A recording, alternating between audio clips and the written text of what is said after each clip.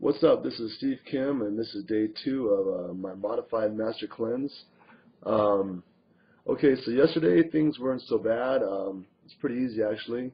Drank the juice throughout the day, got a lot of work done, and didn't feel too sluggish. It wasn't a big deal.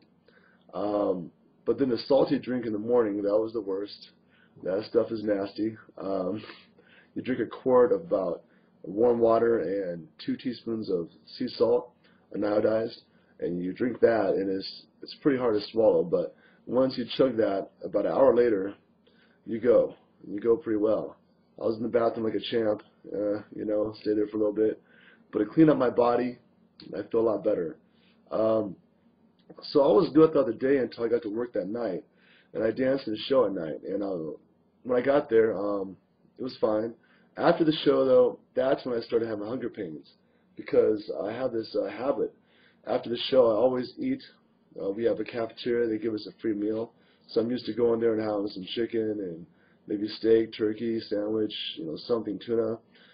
But after the show, I couldn't eat. So I thought about it, and that's when I started having hunger pains.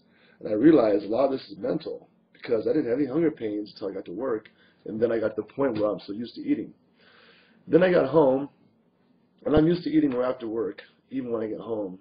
I mean, I had a bad habit for a long time. I could be really lean, but I would eat after work. I would eat when I get home. I would drink diet drinks. I mean, I had a really bad regimen. I would be so healthy throughout the day, and then at night I would screw it all up. And that kept me from being as healthy and as lean as I could be. So I realized that a lot of this was mental, and my mind started thinking about food certain times of the day, and that's when the hunger pains kicked in. It didn't help that I read a book right before bed. It was a book about what kind of foods you can eat and not eat. It's like a diet book. Big mistake. I'm sitting there reading about food when I'm so hungry. That was pretty stupid. And so I was sitting there dying, thinking, oh, I would eat asparagus, spinach, I don't care, I'm so hungry.